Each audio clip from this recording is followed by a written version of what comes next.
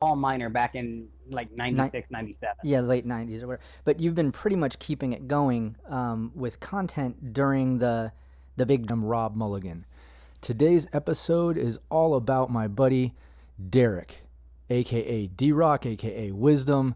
I don't know if you have some more nicknames I can throw out there, but what's up, man? How you doing? I'm doing pretty well. How about you? Good, good, man. Thanks so much for joining me. Anybody listening that isn't familiar, you pretty much founded and run datafortress2020, the website, I and didn't found it.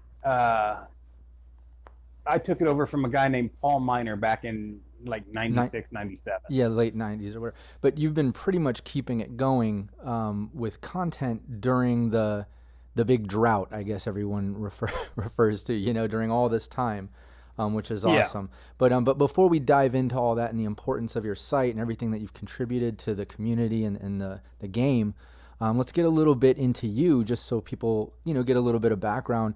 Why don't take me back to little Derek, when he first got into role playing games and shit like that, like when did you first get into role playing games? Tell me how you met the webmaster who started that and how you got into kind of taking it over and getting it, just give me a little history of you. Okay. Well, it's kind of weird. As a kid, my parents and they would buy me role playing game books. Like they bought me the Dungeons and Dragons basic set and Robotech books and things like that. That's The only time I crazy. ever actually played a role playing game as a child was like in 1984. I played Dungeons and Dragons once, or I got into a Dungeons and Dragons group with my cousin. I didn't care for it at the time, so I didn't play any role playing games for years after that. But I would still keep getting these role playing game books for like Christmas and my birthday and things like that. Top Secret, just all sorts of stuff. The Marvel superheroes games.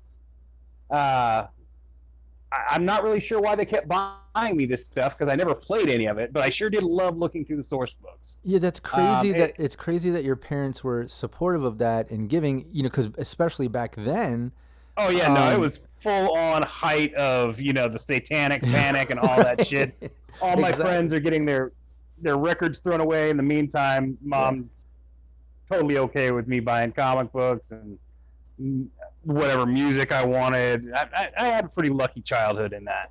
Nice. Yeah, I have a very similar childhood. My parents have always been so supportive and open-minded with stuff like that. So that's very cool. But go on. So the day after I graduated high school, uh, I had a friend who had been attending the Kansas City Art Institute, and he wanted me to come down and play Dungeons and Dragons with him. And I was like, well, I don't really care, but I like hanging out with my friends, so whatever. So I go down there, and they're not playing Dungeons and Dragons. Instead, they're playing this brand new game called Cyberpunk. And I was unfamiliar with the term. This was in 1990, 91, no, 1990. Like it was just before 2020 came out, and just after, like in that in between time. I guess 2013 came out in '89, Yeah. and then 2020 came out in '90. Because we had been playing like 2 or 3 months when the new edition hit. So Nice. anyway, uh, long, uh, long story short, it blew me away. I had gotten into anime really early, like 1986, I want to say. Uh, and so I was really familiar with the genre, even though I didn't know the name for it. And then they present me with this role playing game that's got all my favorite aspects of Bubblegum Crisis and Appleseed and Xenon, the Heavy Metal Warrior, and then Blade Runner and all this other stuff that I grew up absolutely loving, Logan's Run, and this game encapsulated all that. And it had unlike Dungeons and Dragons, whose rules just seemed really weird and arbitrary to me. Cyberpunk's rules made sense. They created a sense of drama. Everything was dangerous. Um, and that just really appealed to me. So that's really it was Cyberpunk that got me into role playing as a hobby, as opposed to just staring at role playing books and treating them like art books. Yeah. No, that's awesome, and it's funny. I have this pretty much the similar background when it comes to Cyberpunk, as far as I was playing, but see, I was playing AD&D, the second edition. That's what started me off in role playing games, and I liked it. I still love D&D, but yeah, when Cyberpunk first came out, when I first got into it, which was in 1990, it was when second edition came out, is when I first got into it. My buddy Eric showed it to me because we were doing D&D at the time, Forgotten Realms, second edition AD&D, and he was like, oh, you got to see this. And we started getting into that, and I was like, oh my God, this is just so much more real. And it just felt so much more real. It was just so much more immersive to me, I guess, because, it wasn't, dragons and fairies and magic and potions and stuff. It was grounded in real life sort of stuff. Exactly, yeah. It felt like something you could relate to. Yeah, and it just was so, like you said, so dangerous, and it was just so appealing because of that. It was just so gritty and dangerous. I mean, it's like, to put it in comic book terms, it's like reading Spider-Man after reading, Legion of Superheroes. There's not a human alive who could relate to Legion of Superheroes, but everybody can relate to Spider-Man. Yeah, no, well put. But yeah, so that's what got you into, role-playing games, was pretty much Cyberpunk, and that was like your all-time favorite and stuff. But how did, you get into helping the guy with the site, or how did that transition happen? Fill me in on all that. Okay, I was living in Kansas City when I got into Cyberpunk. But my family had moved to Arkansas. Better jobs, less money for rent. Arkansas reminded my mother of basically her grandparents or her parents. I'm rambling here. They liked the climate. They liked the atmosphere here. So they moved down here, and I stayed in Kansas City for a while. But eventually I got into some financial trouble, and I couldn't afford Kansas City anymore. Kansas City also turned on me, like, really hard. Like, the city itself, like, every time I turned around, like, I was getting harassed by the police. I don't know. I think they thought, because of where I lived and because I keep really weird hours, I think they thought I was a drug dealer. When, I mean, there's nothing that can be further from the truth. But yeah, like, every time I was pulling out of my apartment complex, like, I was getting pulled over and stuff. So I just said fuck it and came down to Arkansas. And before I moved down here, I had no connection to the internet. I'd heard of it, but I'd never played with it. And then I moved down here and I got exposed to it. And the first thing I looked up was Cyberpunk 2020 sites. Nice. And this was, I mean, we're talking way back, like 96. Yeah. And I had started submitting work to Paul Miner's site, datafortress2020 back in the day. Things like the Appleseed source book and like Race Cars 2020, just little things. Yeah. Compared to, the source books that I would throw out later.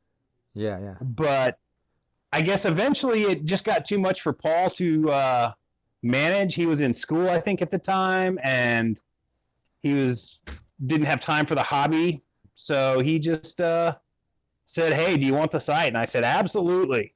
And that's when it really took off. Nice. This was back in the day where we had like the mega sites, like Super Dan had his thing going, and Mockeries was still fresh and new, and 2K20, the Chris Conkle site. I mean, just huge stuff.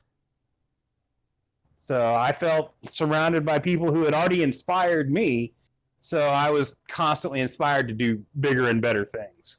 Yeah. No, and it's so cool because, like you mentioned, it's back then, which, isn't that far away really, but in internet terms, this was like the Oh, look, dude, it was the GeoCities fucking era. Right, Jesus. right, exactly. And like you said, I feel like back then, sites were just more monumental. There wasn't millions of them out yet that were everywhere and in every Google search. I mean, that just didn't exist back then. You know what I mean? So Yeah, in a lot of ways, I actually preferred it back then because you'd have dedicated websites to stuff, right. as opposed to now where everything's just like a wiki. Oh, Which, I exactly. mean, don't get me wrong, wikis are cool, but a lot of times they don't give you the full story on something that you're looking for. No, exactly. There's all these, not to be mean, but all these half-ass sites and stuff, and it just kind of Yeah, clogs the system and doesn't make enough elbow room for the ones that are truly contributing content or passionate about whatever subject it is. Um, absolutely. but I definitely, I've been familiar with your site since probably back when you took it over, because the big part of the site I think that everybody really appreciates is the fact that when R. Talsorian had, the big cyberpunk drought, so to speak, the big gap that happened leading up to now, they're finally going to be releasing Red. I'm lucky enough to Oh, have the yeah. beta rules, and I love it. I can't wait for the full stuff to come out. We just did a panel for Albacon, Man, the and art in that book is oh, so gorgeous. yeah, I can't wait, to see everything that comes out in the full Red, because even the beta rules that we have, that we were given, they have none of the lore art or anything. So and none of the extended rules stuff. Like there's still on certain pages that'll refer to see page XXX or whatever. So I am so excited for that. But there's a huge gap. It feels like from 2020 to Red, there is just a time, at the beginning, don't get me wrong, it was a plethora of source books, and I love like the Night City one, all the different chromes and stuff. But Oh, yeah. then it stopped. You know what I mean? It was just few and far in between. Yeah, There was I a lot of mean, fan driven stuff, but that's where I I kind think the of got into last you. actual 2020 source book was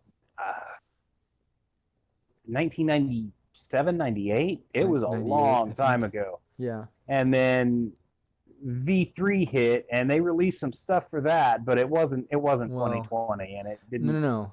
Exactly. Like that It was there, but it didn't have the full fan base, because it was too abstract, I feel, my from the core. right. My thoughts on V is this exact same path have on that Roland Emmerich Godzilla movie.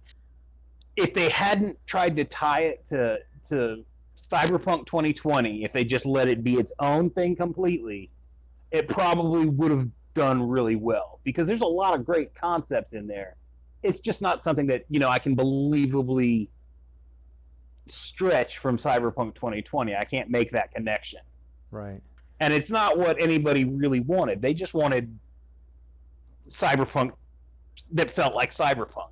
Right. But I mean, Mike's always about trying new things, so I can't really fault him for that. No doubt, and you Uh, can't you can't hold back a creative force, a creative mind. Like once you start thinking of ideas and things, you got to put it out. And like, let's face it, Mike Pondsmith, he's a genius with creative ideas and stuff. And regardless of how we felt about that, it's appealing to some, and it's its own entity. It's its own beast in my mind. But yeah, I'm definitely a 2020 fan up until now. What I'm getting into in Red. And I liked it with the Red Jumpstart. I was like, oh, this is cool. I see kind of what they're doing. I can't wait to see what the full is. And then, like I said, beta has just impressed the shit out of me, man. It's amazing, and I can't wait to see where it goes beyond that. And it should be coming out pretty soon too. Which, from what I'm hearing, this panel that we had, they said that they're done with all the editorial stuff. They're just kind of working on, layout and like design stuff now. yeah, So they're on the verge. They're getting ready to release. But back to what a lot of people call like the big drought. After the late 90s, after the failing of V3's popularity and stuff, there's just what is it, like 10 to 20 years plus with nothing, no good yeah. I content, mean, nothing to really fall back on. it And I it, feel like it that's where wasn't you kind of were. it wasn't completely empty. We had like little tastes of things that might pick up. Firestorm Inc. got the license to put out a couple of Cyber Generation books. Yeah. They were meh. I can't find a copy of Sky High Dragon or Mile High Dragon, but I've got Researching Medicine and Generation Gap, and they were there. Um, and I forget the name of the company. I think it was Precis Media or something like that. That put out some little paper miniatures. They were kind of neat. I really dug them. And then Germany, uh, like 2006, I want to say, Germany put out that fantastic, like, uh, translated German Cyberpunk 2020 source book. And I won a contest to get a copy. Otherwise, I probably never would have actually gotten my hands on it. But it was full color, the new map. I mean, it was gorgeous. I was hoping that would spark a revitalization and we'd get that version in America, because good Lord, I cannot say enough good things about that. But it never, even that never went anywhere. So yeah, the drought was pretty severe, and we had little springs pop up every now and then. But it wasn't nothing significant or whatever. I'll definitely say this. I'll say this. The pool of really good GMs that I respect and I work with, or I'm friends with, or a fan of, or however you want to put it, I've got a lot of them under this Cyberpunk Uncensored brand, and it started before that even, Out of all of them, I would say like 100% have referred to your site as being a source for content, tables, just more Cyberpunk during a time when you just couldn't get it. And it kept a lot of GMs going. It kept a lot of players going. And I think that's what drove me to, like, not just being friends with you online. When I saw who you were and what you've done, I was like, oh shit, and I saw what you did, and I, was like inviting you to the group, and, just got more friendly, and just was kind of showing off all the Cyberpunk shit I do to you and sharing some of the stuff you do. Yeah, it's gorgeous. But it's like, man, just anyways, a lot of people just, they've talked about the fact that, like, you have been, kind of the reason they were able to kind of keep it going and stuff. And if nothing else, I think it's important, like, when you're into something that all of a sudden becomes a bit obscure, to see some type of, like, home base or hub that's, like, keeping the light on, so you're like, oh fuck, okay, it's okay for me to keep going with this. I really appreciate that. That's I mean, at the end of the day, I've heard that sentiment before, and I'm always very appreciative of it. At the end of the day, man, I've just been putting out the stuff that I like, or that my campaign is involved in, as a way to have it out somewhere and share it with people who might enjoy it. And when I find out that people do enjoy it, yeah, man, that makes my day. Yeah, and anybody that's listening that isn't familiar, let's go over just some of the things that you do with your site and you regularly update. Like, I love that you add, like, new location stuff and character stuff, but maybe give like a rundown or a little breakdown of some of the cool shit that you're updating regularly and stuff. Well, I mean, honestly, I feel really bad now, or at least have over the time, not that you update like every day or things like that, you know what I mean? Well, no, I mean, since I started having health problems about 5 years ago, and I haven't really been able to do a whole lot of updating. I'm working on stuff. It just is very slow and very, very few and far between. I think I just updated the site with some links and a character sheet for Interlock Unlimited, but beyond that, I haven't done anything to the site, I think, in 5 years. Yeah. But let's take it back at least to, but let's take it back at least to, like I was saying, during all that drought, when it was in the heat of constant updates. And I know, like, now, like I said, it's few and far in between, and you've been getting back into it and updating some of the stuff. And I think it's ramping up to the red stuff. I'm sure, like, there's going to be some 2020 and some evolution of maybe what you post and get into. We'll see how that ends up. But like I said, take it back to when it was, the focal point of it started out with like, I wrote the Appleseed source book, which is just this tiny little thing, and the Shirotech stuff, and I can't tell you how many times I've seen people steal that and try and take credit for it. It's pretty rampant. like just like deleting my name from everything and putting their own. I mean, Oh wow.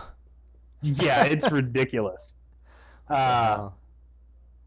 but after that, I started doing like text supplements, things like, I mean, the Autumn Blade was really, it's just a way for me to post up.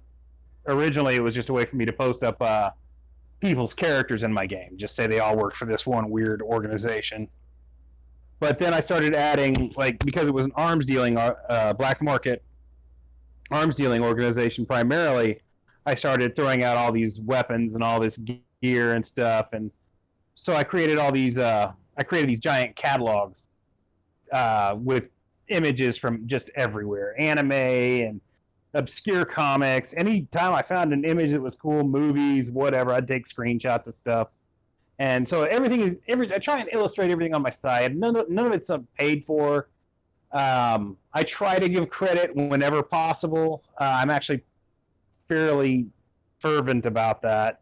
But see, I like that. I like that style of it, where it hits on like you said, a bunch of different styles, whether it's Japanime or a movie still, or like whether it's drawn or real, a real photo. Yeah. But I kind of like that collage vibe. Like just as an example, like anybody listening, you want to check out a quick example, look at the Nomad. I forget whatever the Nomad city when you post, and it's like it's got all these different vibed images of people in different, like, I don't know, post-apocalyptic nomad style clothing, and it's like drawings and real pictures, and it has like pictures of people partying. I think it like a wasteland event that happens out here in LA, and just all kinds of Wasteland stuff. Weekend. Yeah, and when I look at that page and I kind of look at the Nomad stuff, it's like, oh, it totally gives the vibe. Like you read it, and it's there's something about like that collage vibe in itself. Yeah. That gives a vibe, not just of what the images are. It just gives this sort of weird cyberpunk vibe. I don't know what it is. Yeah, I love it. Each image can like tell its own story by itself, and I don't see any reason to limit that image to one style or one source. Like, it doesn't make sense to me, because my games aren't limited to one source of inspiration. They're limited to everything. Right. So, and when it comes to any type of technology, I want to have a picture of that. I want to have something that everybody is on the same page. This is what it looks like. This is its size. This is its shape. And from there, you can, use common sense to figure out what you can do with that item. If it's a car, does it have something you can grab onto if you're hanging on the hood or something? There you go. Right. I mean, it's silly, but it always helps to have everybody on the same page with a visual reference. But yeah, so from there, I started trying to detail things that I didn't think got enough detail in the official source material. Like my COP source book, the NCBD source book, I mean, Protect and Serve is a great source book, but I wanted to like highlight some of the different areas and maybe, put some focus on things that I didn't really feel like they got enough focus on in that source book. Yeah. I also wanted to give a feeling of uniformity to it, because the art in that book is just really, I don't want to say anything bad about it. I mean, it's adequate art, but it's not to the quality of some of their other source books, like Night City, or... I love the Night City source book. I just did an episode with Chris Hawk about a few weeks back. Yeah. And he's the artist who did the second edition. Oh, dude, book. he's great. He's a great dude, guy. He did all the gangs in the Night City source book, like the Bozos. Like, he's the guy who drew all that, He did the four horsemen right on the inner cover of 2020. Like, if you haven't listened to it, check out, and anybody listening, if you haven't heard that episode, check that out too when you're done with this one. There's some really cool stuff. But yeah, go on. He used to run Interface Magazine. Right. I don't know if you covered that, but I'm sure you did. Yeah, no, he mentioned it. We talked about that for a second. As one of the pieces he did, he'd contribute art to there, obviously, as well. But in one of the, it's just as like this side little piece of art, he's got this full conversion cyborg with like this bouquet of wires saying, "But baby, I got a seduction of like +8," and it's just, it's my favorite image of his. Like, Nice. I never let him live it down. I actually called him in like '93 because his phone number was in the back of one of those interfaces, and I was like, "Well, Bacau." I had like a 2-hour conversation with him. It was awesome. Oh, that's cool. Yeah. So yeah. But anyway, after that, I started doing like the conflict source books for Africa and South America, and the Nomad source books detailing like the Nomad market, and then its follow up, Dust in the Wind, which covered the Nomad movement as a whole. And I think my most recent like large project like that was the district guide for the combat zone. Eventually, the plan is or was to have an entry for each one of those, each area of my giant district map thing that I put out. I don't know if you saw that.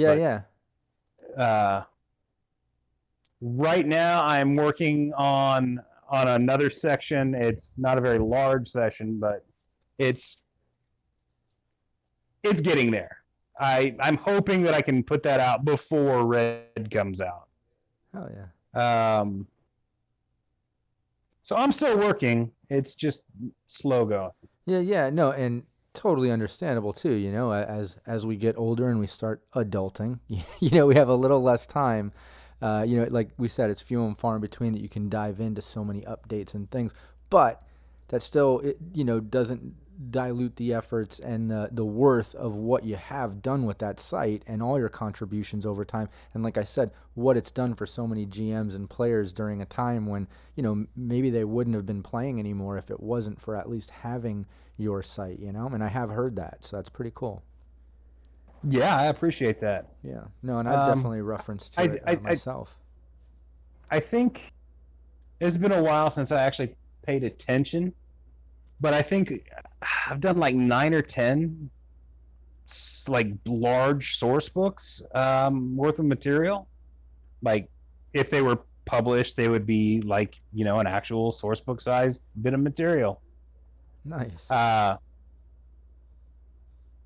Originally, I think originally I tried to sell Artal Saurian on the idea of publishing the first conflict source book. I spoke to Lisa a couple of times about that, and it just, I don't know, it never really went anywhere. I know they were super busy at the time. I know I'm pretty sure Mike had already started working at Microsoft, and Artal just wasn't really putting much out. Plus, they were getting ready to put out V3, so I don't think they wanted to push back on any 2020 style stuff. Right. That was the only time I ever tried to get any of this published. I don't know.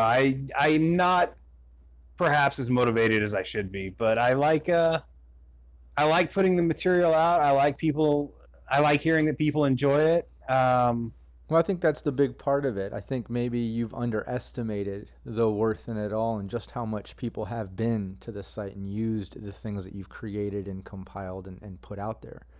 Yeah. Yeah. I think, you know, definitely finish what you started if you're in the middle of some updates. People will appreciate it and love it. And yeah, you know, we're promoting it. I'm running a campaign right now. Oh, sorry.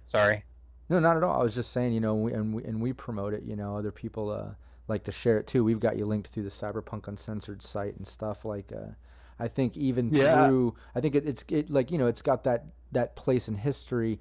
I think just like in any new versions, people are still gonna like 2020. There's still gonna be that need, you know, and that resource, and it's still gonna be, you know, if nothing else, you could stop updating it today, and it'll still be a chunk of cyberpunk history, you know what I mean? It'll still be something I think people will be like, oh shit, yeah, I remember that, you know. That's cool. I've gotten some criticism, and I've got a shit self-esteem, so I don't know.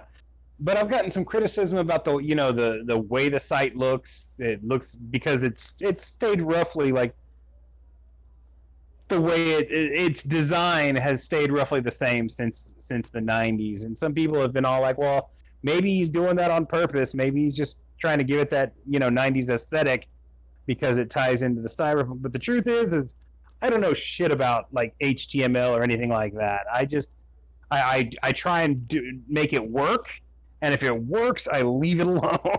Yeah. Just like you're gonna find numerous grammatical errors.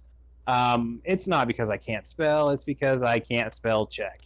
I'm just horrible about that, and I'm kind of lazy. Once I get it out, once I get something done, I'll give it the once over, catch what I can, and then put it out. So I apologize. No, it's so hard. It's so hard to spell check yourself too. Like if you write something and then you read it, it's so hard to catch anything that you've done. You know what I mean?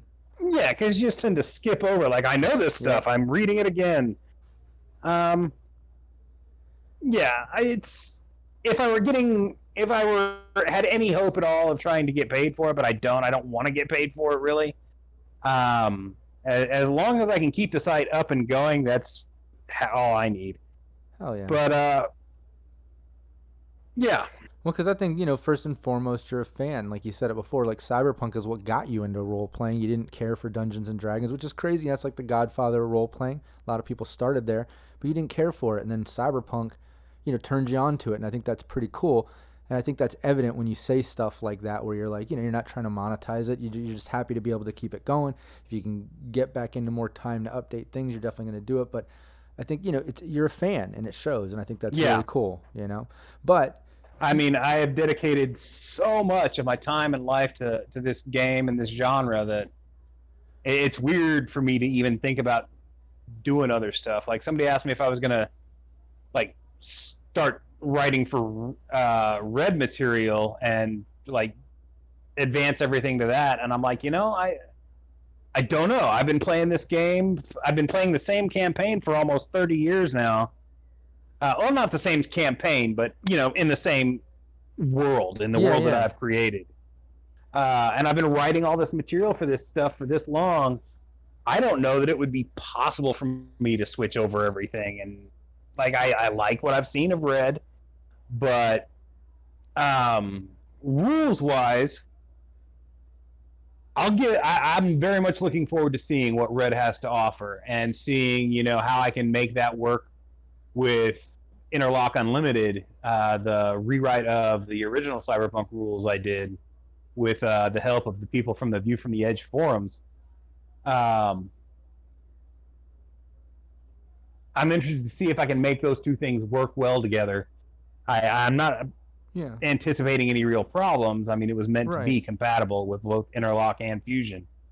But no, and I haven't seen the rules, and and I know what you mean too. By you've created this world, regardless of the rule set it's based on. You've built this world from 2020, and all this content you've contributed to this world to give it design, to give it detail, and it's like you said, it's been going on 30 years. It's hard to make that jump and make a different world, and I totally understand that. And I kind of want to get into that just a bit. Is the fact that you obviously you GM more than you play, is that right?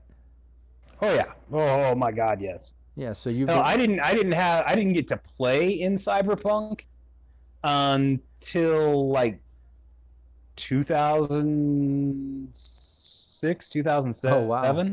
Up until that point, I had only ever GM'd. By choice, or just not knowing other GMs, or how did that? Nobody else wanted to run Cyberpunk 2020, and if they did, I don't know. They never brought it to my attention. So it was just me running the game. I mean, people wanted to play in it. Yeah. Constantly, but nobody wanted to run it. That's funny. And then one day my friend Brandon was all like, I'll run it. I was like, fuck yeah. Pardon my language. Hell yeah. No problem. I don't know what kind of... Yeah, this is Cyberpunk uncensored, so you can get away with that. Oh, okay. Well, I've been trying very hard not to curse. Oh, it's all good. Kind of like Ice Cube in Anaconda, and it's Yeah. gotten quite mentally painful for me. No, see, I purposely made sure it was Cyberpunk Uncensored is the brand under all the things I do, whether it's the live gameplay, the GM tips, or the podcast or whatever, because I know once I get into it, I get passionate and I start fucking cussing and I get all amped up, and I would rather just be passionate and be myself with it and not worry about that shit. You know what I mean? And also with the gameplay, like I feel like Cyberpunk, you can't nerf You it can't up and hold it. code Yeah, you Cyberpunk. can't. Like for it to be Cyberpunk, you need to, I don't know, cuss and describe some gory things sometimes, and I don't know, like it just needs to be adult. Fine red mist. Yeah, exactly. But so the fact that you do, you've GM'd way more than playing. You know, obviously you got to play. That's awesome. But GMing more, I wanted to get into a sort of game master issue that happens in Cyberpunk. It's very common. It happens all the time. I think I mentioned it to you before. And I'm going to be doing a Game Master Tips episode coming up on the YouTube and Twitch channel where I do these GM tips episodes. They're usually short and sweet. And I go over different topics. And I'm going to kind of summarize this. But I wanted to, I don't know, talk to you about it and elaborate more on it because I think it deserves a little more talk than just a quick Game Master Tips. And the subject is dealing with the whole armor versus arms race that tends to happen, which is, anybody listening that's not familiar, it's, Cyberpunk, because it's dangerous, it has all these weapons, all this armor, all these cybernetics, just so many options of things that help you with skills and stats and your SP and your HP and all this. Well, not 2020, I'm referring to HP as in red, but my point is, a player might end up getting skin weave and layering armor and then taking boosters, and then they've got all these weapons and it's armor piercing rounds. And before you know it, normal weapons just aren't doing damage to them. It becomes this sort of this more arms, more armor, more arms, more armor. And before you know it, you're only fighting them with like grenade launchers and Borgs and like, you know what I mean? So like, I know exactly what you mean. Yeah, it happens all the time. And I've got certain techniques that I know I like to implement and kind of, work a player and kind of compete with that or fix those sort of issues that happens. I will say that red is just inherently built to kind of handle that sort of shit, which I'm really appreciative of. They very much so limit layering and skin weave versus regular armor and all kinds of stuff like that. Like they kind of help that issue in red, but it could still happen if you're not careful, and it definitely happens in 2020. But I'd love to get your opinion. Just run at the mouth on this subject, if you would. All right. It does present itself as a problem, especially to inexperienced GM. Over the years, there are two ways I've come accustomed to dealing with it. The first is through attitude and communication. You can play Cyberpunk on a variety of different levels, from like low level nothing gutter punks, just trying to scrounge for like that next little morsel to eat, that sewer encrusted just Tic Tac somebody dropped. Oh, I gotta have it. And that's as powerful as your game gets. Yeah. And then there's, I've run like super espionage. People are running around in powered armor, and there are full conversions full Borgs in the game, and you can make it work. But everybody has to be on the same page as to what's going on. You can't have like 5 guys who want to run gutter punks and then another dude who's trying to get the biggest, baddest power armor, or not even power armor, just the biggest, baddest armor and the biggest gun. It doesn't work.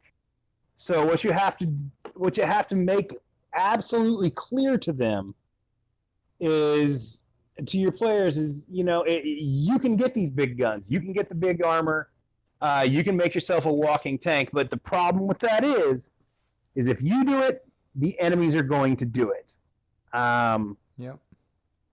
And that's definitely, it's funny you bring that up. That's definitely like kind of the number one, way it's dealt with, or at least, what kind of naturally happens, because you have to do it in order to play the game at that point, like you said, you got to explain that to the player. And I think it was even referred to in the listen up Primitive Screwhead's book or whatever in the Mike Pondsmith tips where he talks about, it's called mirroring, I guess, to mirror. Yeah. You send, exactly. a mirror image of your guys after them as enemies. You make it clear that it doesn't matter what guns they get, how big of badasses they are. I can always pull out somebody badder. I can always pull out people with guns that are bigger. And it's so true, in life, like, well, at least in like this war sense and in Cyberpunk, like the caliber of which you put out is the caliber you're going to attract. If you're a badass just cleaning the streets with weak people and stuff, obviously other badasses are going to take notice and try to take you out or take that. I mean, if you're running around in armored... I'm sorry? No, I just said it just makes sense, yeah. Yeah, if you're running around in armored vehicles, the enemy's going to get wind of that. They're going to be all like, okay, well, we'll pull out a tank, or we'll pull out like an AV-9 and just destroy you. But it doesn't have to come to that. It never has to come to that as long as people are on the same page, as long as they're communicating. And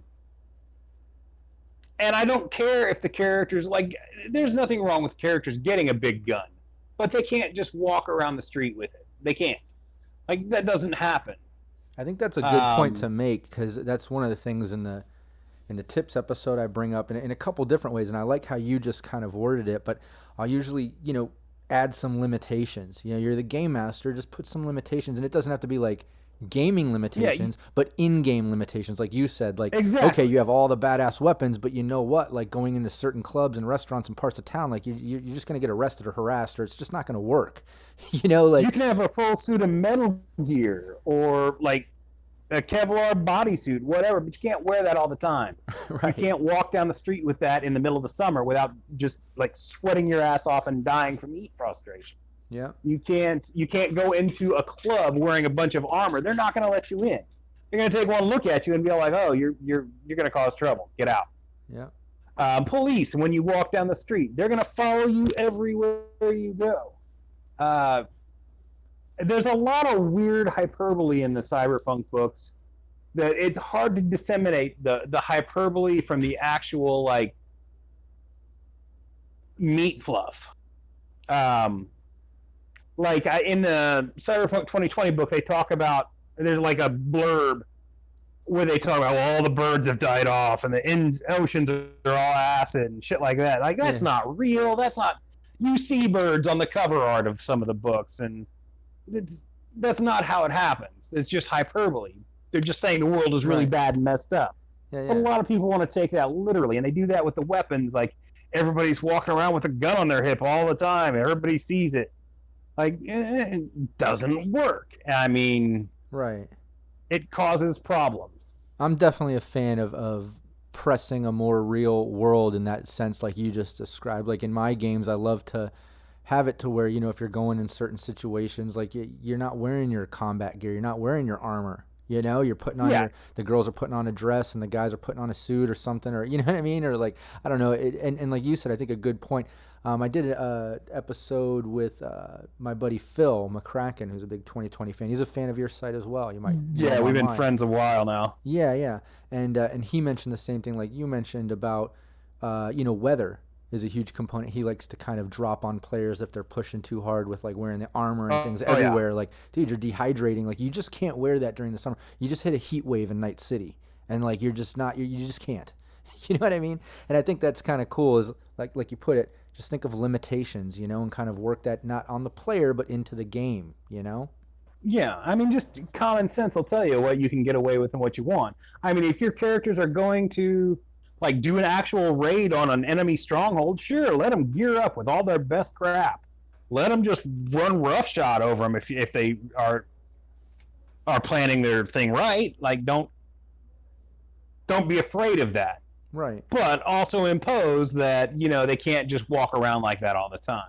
No, exactly. I think that's a good point too, is you don't want to hold the players back from having the most fun that they can have. And, there is such thing as people becoming badasses in the world, like they can be like that, but like you said, drop in some limitations, make it a little more real. Like they can be like that, but it's just not like that 24/7, There's this weird trend in Cyberpunk among GMs and all that where, they think that every job should pay crap and every employer should betray them. And I can't get behind that. I've never been able to get behind that idea, because if the employer is betraying the people they've hired, nobody's ever going to work for them again. Like, the word will get out.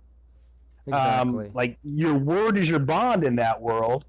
So yeah, I mean, sure, and they'll steal their characters' stashes just to keep them all underpowered, and you don't see that in any other game. Like, you don't see dungeon masters in D&D, like, just screwing their players over and stealing all their crap just because they can. It only happens in Cyberpunk, and I've never understood that mindset. I think, for me anyways, I think like that to me is a bit of a last resort to railroad it down to that point, but it is kind of an answer if the armor versus arms race gets out of hand and you just don't know how to kind of tone it back or tactfully bring it back to a more balanced game, and you're a new GM or whatever. That is something that you can kind of do, is, you know, drop a critical injury that loses, like, you know, some of the cybernetic weapon arms or things, you know, have you know, avoid some of that stuff maybe, or force it, like police finding them or taking it from them because it's illegal installs or weapons or something along those lines. Or like you said, you know, they get it stolen from them, or a bomb goes off near them or something, like you can damage their stuff. But to me, that's always a last resort, because like you said, it almost feels like at that point you're just being mean to the player. But I do see that. Exactly. But I can see the other side of that coin where, you know, it might be kind of, like I said, a last resort for a GM that has tried every other thing and their players are just murder hoboing it and getting every weapon and layering up every fucking armor, and they don't care. They're walking, you know, they're walking turtle speed down the street just covered in armor and weapons, and they're just, you know, running shop, and it's just really difficult. And like, maybe sometimes you do got to strip them down a little tactfully, you know? Yeah, I can see that. I try to avoid the adversarial GM as much as possible, but we're digressing with this. I said that the other way to control the arms race was mechanically, and I'm gonna pimp Interlock Unlimited again here. Yeah. How we handled that mechanically is we instituted rules that any hit on armor, as long as the damage is at least 50% of that armor's SP value, its stopping power, it degrades that armor. Yeah. And armor that exceeds it degrades it even further. So it used to be like 9mm handguns. They weren't a threat to anybody with even like medium armor. Like, you just ignored it. But now those 9mm handguns, they may not do much on the first shot, but after the third or fourth, they're suddenly, you're in trouble. No, and see, I did that same homebrew to my 2020 Red hybrid campaign that I was running. Some of those videos are still on the channel, but where, you know, if you were hit, if it was a hit, you would at least take 1 point of damage, and you would drop 1 SP ablation due to you know, just that thud, that brute force of it hitting when it hits there, you know. I mean, so like, so even at the smallest little one shot or whatever would still at least, you know, chip away. And like you said, after 3 or 4 of them, before you know it, like, damn it, my armor's not working so well. Now those little shots are starting to actually hurt. Suddenly those you know, 9mm submachine guns are fucking deadly. Yeah. I had a SWAT character who carried not one of the people who was playing in a cop campaign. They carried around a 9mm minigun, and man, you did not want that thing pointed at you anymore. Whereas, you know, in original rules, you would just laugh at that, like, what? Yeah. Suddenly you're not laughing, and the higher round handguns or even the rifles, suddenly they are just utterly devastating again. Oh yeah. Even with high armor. So there's that. You make combat deadly again, regardless of how big the guns are or how small the guns are. Make it deadly. Yeah. So aside from we also. Sorry to cut you off, but so aside from like the limitations that a GM might be able to implement into the game, like we talked about, or mirroring the caliber of player with the right caliber of enemies and NPCs and such, you know, you can also homebrew some stuff. Don't be scared, you know, GMs to do, like, you know, any of the methods we just mentioned, ablate Absolutely. ablate the armor a little bit, add at least a point of damage for, at least a hit just from brute force, the bullet hitting the vest and putting a bruise on the person's chest or whatever. You can think of ways to, I don't know, bring that superhero player a little closer back to reality, a little more grounded. Here's an unpopular opinion, at least as far as most RPG players go, and for me, cool and common sense are going to trump rules every time. If what you want to do sounds like it would work, even if I can't find rules to back it up, I'll figure out some way to make that work. Like there are no rules. There are rules in the game for headshots doing double damage, but there's no rules for like groin shots doing double damage, and there should be. Right. Because I know every time I've ever been hit even slightly in the groin, I'm out of the fight. The fight's done. Yeah, you win, I'm done. Yeah, and imagine a bullet through a testicle, Yeah. If I, poke out your eyeball in a fist fight, that's going to have severe effects. That's not just roll some damage and, ignore like the actual ramifications of what's happening. Like make room for that. Yeah. The rules are there for when you can't find when you can't figure out the solution on your own. The more you know the rules, the more solutions you'll be prepared for, but you shouldn't get dogmatic about the rules. There is a guideline, not as something that absolutely must be adhered to at all times. And a lot of people, they want to adhere to those rules. And they'll look at something that I've done like Interlock Unlimited or like a GURPS game or something, and they'll look at those rules and be like, oh my God, that's too many rules. But you don't use those rules all the time. Hell, you don't ever have to use any of the rules if you don't want to. It's all optional no matter what game you're playing. You can just opt out of whatever thing is happening if it doesn't make sense in the context of what's going on. Right. Or if it just doesn't make sense for your game. I mean, so mechanically, you can prevent the arms race through common sense rules adjudication. Yeah, I think that's well put. I think that, and it hits it from, a completely different angle that maybe most, especially, new GMs might not think of because, a lot do just stick with the rules. And I think that the point of that being more of a guideline is important to be made because, especially with Cyberpunk, it's almost explained in the rules, and GMs should definitely take notice to that. Even when they're talking about, the parts of city or the way that the responses might be handled to certain levels of damage and things like it'll say right in it, but this is open to interpretation, or put your own flavor on it, or feel free to make up even more. My favorite reference to that is like when it talks about the gangs of Night City in that source book, and it's like, we name all of them and everybody's got a part of town, but feel free to add more. This is Night City and there's as many gangs as you can think of. So it's definitely so much like that in Cyberpunk to where, if a GM is stuck and they can't get out of that arms race and the players just aren't cooperating, you're dropping limitations, you're trying to mirror things, and it's just getting out of hand and the game is not balanced and it's not fun, then don't be scared to homebrew, bend the rules a little, drop in your own rules that do make sense to that situation to bring it back to balance, Absolutely. Yeah. That's a great point. Yeah, so the game exists for everyone to have fun, and exactly. I was just going to say though, it's definitely about fun. How often have you run into that problem? Like you said, it's okay if you're talking to the players about it and it's predetermined. Like, hey, we're all going to just try to be as badass as we can. We're just going to be an elite solo squatter. Then you know about it. But how many times have you run into it over the years of playing and GMing, where it just is kind of naturally happening? That problem is just building and building. They keep layering up armor. They're buying more armor, the more badass weapons, and it starts becoming a problem. How have you ever run into that?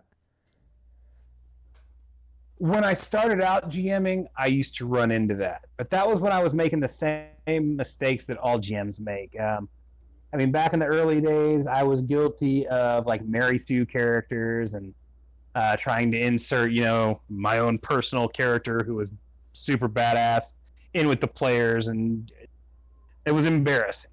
Or I took adversarial stances to some things, and I would let the arms race get out of control. But we're talking this a long, long time ago, and I haven't had a problem with it in at least 20 years, mostly because I'm very openly communicative with my players. I'm very hands-on with character creation, and I talk to them frequently about where they want their character to go, and what they see as their character's potential. And I think that's important as a GM. If you're all hands off with it, it becomes Right. a very impersonal experience running the game. And some people prefer that. Some people are like, just roll up a character and go, and that's their style of gaming. But it's never been mine. Just like I don't do like one-shot games. So I like convention gaming is not something I've ever been able to wrap my head around.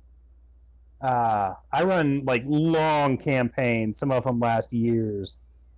Yeah, see, I'm a fan of that. I definitely like to. I think it's more immersive that way. You get more attached. It just, I don't know. It puts more worth into the game itself and your character. I feel like Exactly. I can watch and listen to one shots. I still enjoy gameplay in any form, but definitely myself playing or GMing. And I haven't played in a while now, but yeah, I'm definitely more of a fan of an ongoing campaign and watching those characters grow. Absolutely. I get as invested in characters as the people playing them do. Yeah.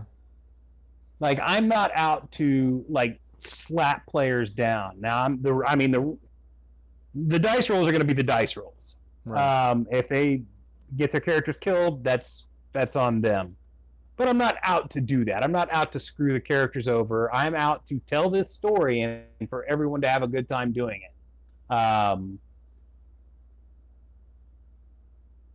And I've never had any real complaints with that. Nice. No, I think And that's. I've never had I haven't had the arms race problem in so long that it's really not much of an issue for me anymore. I hear people talk about it, but I'm just like, why aren't you just talking to your players and getting Right. everybody on the same page? Like, Right. you've got go ahead. No, I was going to say the same thing for me. I haven't personally experienced that issue since probably like the mid 90s, like the early 90s, the beginning stages of Yeah. playing with my friends and the high school friends playing with me. And like, it was just immature or naive or just ignorant to, being a good GM or whoever. Yeah. My buddy Eric, I think he was like our first GM and getting it going.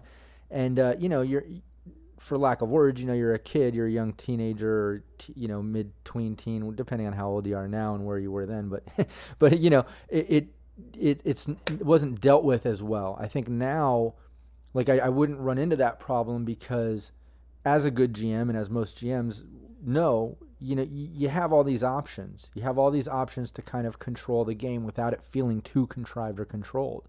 And if you're good at it, and you're tactful, and you rely heavier on the story and the role playing, and you pull it away from some of those unbalanced, sessions and stuff, you can control it in such a way where it's not, or at least it doesn't feel controlled. You know what I mean? You can be tactful. Exactly. But I think, you brought up like more than a handful of great ways. Any GMs listening, rewind, listen again, take some notes. But I think you brought up a lot of great points that I think will help people that are maybe new to it or stuck in that sort of race. Yeah, I mean, at the end of the day, it all comes down to communication. I mean, that it's a game based around communicating with each other. Yeah. Um,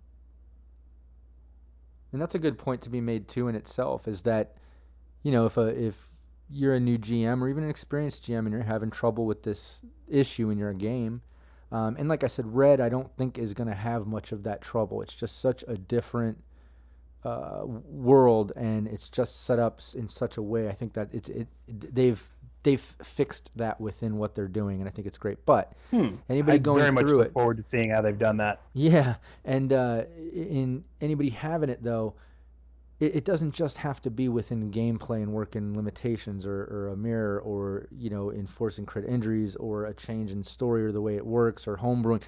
You can also do, like Deric said, take it out of game after the session's over. Maybe whatever player's doing that, or if it's them all, just have that moment. Hey guys, I've noticed this is kind of what's been going on, and it's just making the game just nonstop combat and an issue for me, just to give you something that's challenging when it comes to that. And we got to kind of tone it down a little. We got to fix some things, and this is how it's going to work now. And here's something that I wasn't doing before, but I'm going to start implementing in. Certain parts of town are going to be a little more strict on this and that. And, if you haven't been doing some of the tips we've mentioned, you can easily have that conversation with the players and just say, look, this is what I'm doing now, and make that change and talk to the players, not the characters, Yeah. I think that's a good point. It's this is going to sound like I'm bagging on Dungeons and Dragons. I'm not, but I noticed that How dare you? A lot of those issues come from people who come from more traditional gaming, Dungeons and Dragons, things like that, or for and they have this, preconceived notion of what gaming is supposed to be. It's gain levels, so you get hit points and you get bigger and badder. And for that, you need the biggest weapons, and you need the best spells, and you need blah, blah, blah, all these magic items. And they come into Cyberpunk, and they think it's going to be like that. And it's not. Cyberpunk 2020, when it came out, was so revolutionary different from everything else that was around that it blew a lot of it blew a lot of people's minds who were used to more traditional gaming. Oh. And I think that had a lot to do with it, and that's why I don't see it as much nowadays. Even D&D is kind of like, they haven't necessarily moved away from that, but they've gotten a little bit more streamlined. Yeah. No, 5th edition definitely streamlined a bit. 5th edition is playable. I like 5th edition. Now, granted, I only like 5th edition because D&D Beyond is like the greatest role-playing program I've ever seen in my life. Like, I don't know if you've played with D&D Beyond, but it makes D&D fun. Nice. And I'm not a guy who typically enjoys Dungeons and Dragons, but man, it just does all the work for you. No, but I definitely think you're on a little something there with, people that come from that D&D background. They step into Cyberpunk. It can definitely... I don't know, they can definitely take that route of the armor versus arms race and just kind of beefing up and going, because they come in with that sort of D&D mentality where it's like, see a horde of goblins, attack, see a bunch over here, attack, see a dragon, we got to attack it. Everything you see, you attack, and you collect everything. You attack them, what do they have on? Take everything, take all the weapons, all the armor, take everything, what's in the room, take it, search, take, it becomes this, I've got this bag of holding, I'm putting everything in there, I've got everything I've ever seen and found, I'm going to go sell it at the next town and keep moving, and Cyberpunk's just different. And at the same time, they can take all the damage in the world as long as they got that one freaking hit point left. They feel no effects from it whatsoever. Right. No, exactly. And they've got spells and potions. Good Lord. It's definitely different. And that's what kept me from playing Dungeons and Dragons. It was like, I just took an axe blow to the chest, and you're telling me I feel fine? No, that doesn't work for me. No, see, or they tell me that all the combat is actually abstracted, and in the meantime, I'm dodging and weaving and all this. I'm like, that doesn't work for me either. Yeah.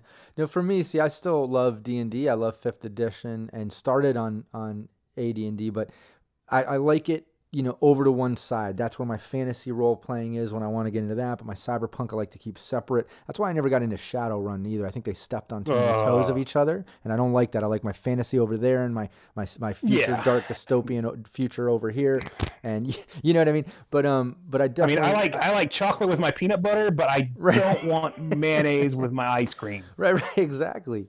And I think there's something to that. Where I think, you mentioned it, and I think that's where some of that gameplay mentality or style comes from that can kind of not flow with Cyberpunk so well or balance so well, and it can cause a few speed bumps or issues or things, and that's why GMs need to hear the tips and things that we went over in this episode, and that's why it's a good subject to go over, because it can happen. For people like us, it hasn't happened in forever, but let's not forget that there could be a new GM that just picked up Cyberpunk Red Jumpstart Kit today, Sure. or they're Absolutely. into the video game that comes out in a couple months, and then they're like, oh wait, there's a tabletop version, and then they backtrack and they go and get 2020 or they get Red. Yeah, or I mean, on the yeah. forums and Facebook groups, we see that every day. That Yep. like people wandering into the Cyberpunk 2020 groups coming from the video game, and they're like, "What is this? What are you guys talking about?" And they get Right. into it and they buy the book, and they're like, "Can you guys teach me how to play this?" And I'm like, "Well, we can try." Exactly, and so that's why I think it's important to go over stuff like this, is because even though, it isn't an experienced problem, if that makes sense, or a long-term problem, because you are going to get more and more experience as a GM, and you're going to deal with curveballs and things and issues and unbalanced things that could happen and come your way as you grow and learn and know and get more experience. But it is something that happens more often than not in Cyberpunk to new GMs and in new games and when you first get going. And especially if you're coming from, like you said, a D&D background or a background where you're just, going hard like that. Sometimes I think maybe the video game side could kind of press that too. We'll probably start seeing that as this happens because of the 2077. But I could see it happening just like from D&D, people coming in and just treating it like special move, go, go, go, and like, I don't know, because even an open world video game has some limitations, and in tabletop it's completely open world. I mean, I'm sure with GMs who are coming from a Dungeons and Dragons background, the problem is very prevalent there too, because they're coming from that mindset and they're going to promote that mindset.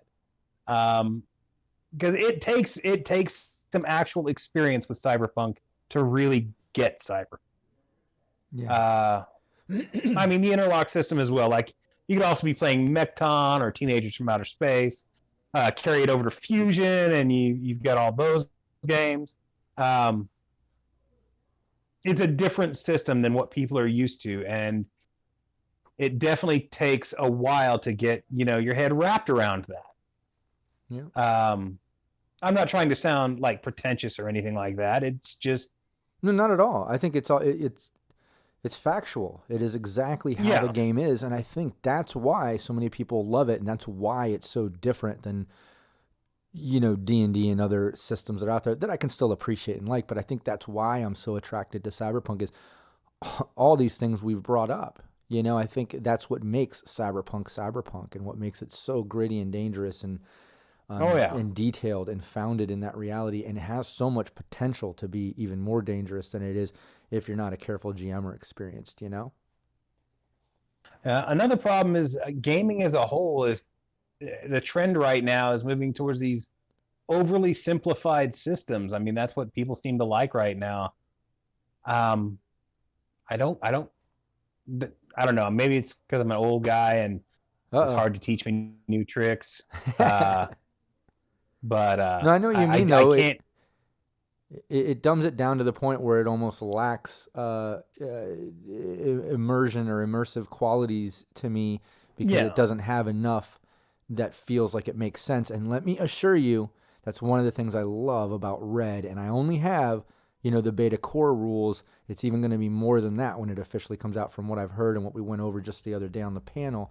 And that's one of the things I love about it, is that no matter how much I dissect what they've done to streamline the rules and kind of tone down the crunchiness, it makes sense. It's like the way that they've built some of the charts and some of the ways that they've worked these rules.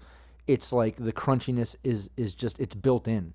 So it is streamlined, but when you dissect it mentally, if you want to, you can see all the crunchiness that went into it, and you're like, oh my God, okay, no, this makes perfect fucking sense, and it's so much more streamlined. Wow. And like, they do that time over and over and over again as I go through Red rules and stuff. And you can look up the other, the handful of us out there, the streamers and GMs that do have that beta, and it's like all of us agree, man. It's really cool.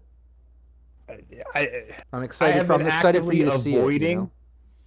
I've been actively avoiding blogs and all that about this. You want to see the when it's out. You want to see what's up when you I don't like spoilers. I'm one of those guys that I just try and avoid spoilers. I haven't, like, if a Cyberpunk 2077 video shows up, I don't watch that. If people are talking about Red and if I can't get my hands on it, I want it to be a surprise. But everything you're saying to me makes me so excited to see Red that I Yeah. can't wait to get it in my Yeah, hand. you should at least go to the Cyberpunk Uncensored channel on YouTube and watch that panel that we just did. It's right on the front page for Albacon. Absolutely. Yeah, at least watch that, because it's not like we get into gameplay. I know you don't maybe want to watch our gameplay and things like that and like little spoilers and try to figure it out. It's, I get that. I'm the opposite. However, when I didn't have the beta rules, I was still watching the other ones that did and trying to yank out any info I could, just because I'm obsessed like that. But at least watch that panel, because if you like some of the things that I've said and it gets you excited, and that's why I'm excited, watch that panel, man. You'll hear some of the things like James Hutt talks about. He's the mayor of Balancetown. He explains why some of the rules are the way they are. He talks about some of the net running stuff, and I don't know, it's really cool. I think you'll be excited about it because, you're obviously like me. You don't want to just get a rule in the end result. You want to understand why it is the way it is, and if it's not making sense, you might homebrew and try to improve things for yourself and things like that. And I think those details are in this, and I think you're going to appreciate that. You're going to like it. That's awesome. That's my prediction, anyways. We'll see. And if so I'm wrong, I'm excited. wrong, but that's my prediction. Looking forward to it so badly. Yeah. And I will check that out probably tonight. Yeah, definitely check it out. No spoilers, you know what I mean? Just good hype and stuff. I like hype. Yeah. So yeah, anything else that we didn't go over as far as the armor versus arms race, or anything Data Fortress website related, anything Deric related, anything that we didn't go over that we should mention? I'm pretty horrible about self-promotion. I will say that I will reiterate again, if you're having problems with anything your players are doing, be it arms race or be it lack of attention, if they're messing around on Facebook, whatever, just talk to them. Most of the time, it's going to be an easy fix. It's a matter of hooking them into the story that you're selling, or it's a matter of you getting on the same page with them about where they see their character going. Even with the arms race thing, that's generally what it comes down to. If you can express to them that this game is not about just needlessly acquiring crap. This game is about building a better life for your character, beyond just taking out the next target. You'll have a better game experience. Richer NPCs make a world of difference. I know that sounds common sense, but some people don't put really any thought into their NPCs at all.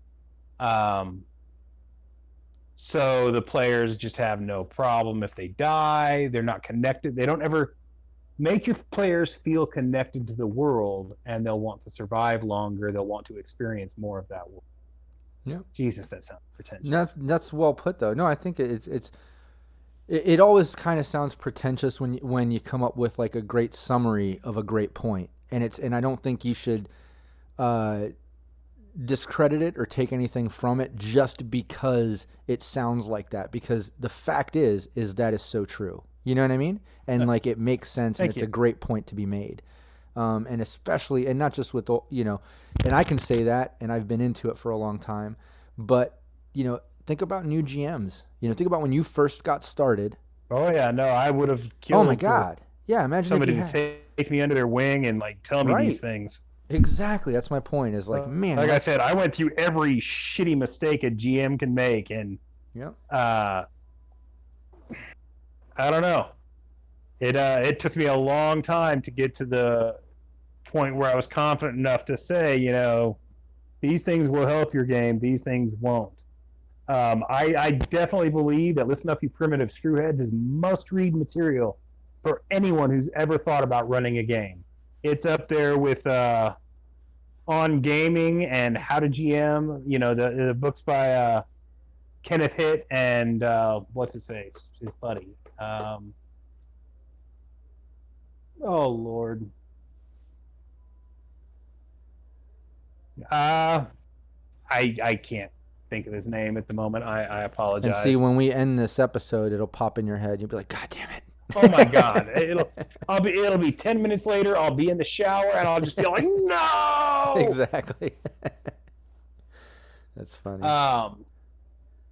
But yeah, no, I think it definitely anybody in any role playing game can benefit from Listen Up Primitive Screwheads Mike's book that but especially Cyberpunk. Any Cyberpunk GMs out there, give that a read, check that out. It's old school, but it doesn't matter what version you're playing. Like I said, it honestly wouldn't even matter what role playing game you're playing. There's some great general tips about motivations and plot creation and all kinds of stuff. What did you say? Sorry, I missed that. Robin Laws. Yeah. His books. Okay. Robin Laws and Kenneth Hitt's Robin Laws on gaming and Kenneth Hitt's Suppressed Transmission books and Listen Up You Primitive Screwheads are the most important books you can read for learning how to GM. I hate to interject like that, but it was going to drive me nuts. No. I'm glad you did. Yeah. Yeah, they are as important to learning how to run a game as Stephen King's book on writing is for people who are starting to write. Which is also, it doesn't hurt if a GM reads that either. Right. But I only have one criticism for Listen Up You Primitive Screwheads, and that's the dirty tricks section. Not because it's not, funny or informative, but because it kind of new GMs take a look at that, and it kind of promotes the idea of an adversarial GM and acting in a kind of passive aggressive manner towards your players, when really it is just for absolute the worst troublemaking gamers on the planet. And it was written at a time where that was prevalent and where people hadn't really glommed on to the idea that no gaming is better than bad gaming. Right. So take that section of it with a grain of salt. Right. It's got some good ideas. I always think that section to me, it's it's a last resort. Just like we said earlier about kind of when you have to railroad the situation to bring it back to balance. To me, don't ignore it, but just like you said, take it with a grain of salt. Keep in mind that's a last resort. Try to be more tactful. Use some of the other hints, tips, and experience points and things we mentioned in this podcast to try to direct it and bring it back to balance. But by all means, like you said, if you're dealing with those jerk players or someone that's just not working and you just don't want to end the game or start over and you just want to kind of, hit reset or something, by all means, drop some dirty tricks in there and knock them down, a couple levels if you have to. Bring them down a couple of pegs, and you should never have to do it to them again. Yeah. If you do, it's time to take the talk outside of the game and be all like, man, you're a problem. Yeah. Why do I have to do this every game? What the hell, guys? Come on. But I think that's. But I did have to throw out that disclaimer because it is otherwise the most brilliant book on gaming I've ever read. Yeah, I agree, and I think just let me, reiterate your tip that you said earlier because that comes into play, and we kind of just mentioned it again. Any GMs, don't be scared. Just talk to the player, not the character. Step out of the game after the session is over, and confront it there. And that's where you can be like, guys, I'm throwing dirty tricks at you now. The game's not fun. We're up to this level. You guys just won't stop with the weapons and armor and the murder hoboing and just the craziness. And let's tone it down a bit. Have the talk and make the game fun again. It should be established in your session 0, and you should know who you're playing with. And you should be GM and kind of knowing what you're doing. But like we said, everyone has to start somewhere, and new GMs are going to run into this problem, I'm sure, at least once or at least to a certain degree. And that's where these tips can come in to help. But yeah, definitely, don't forget, people. You can always open up the lines of communication with your players to help solve any problem for the most part within game, Shit, and maybe your players do just want to be murder hobos. That's true, too. Go with that.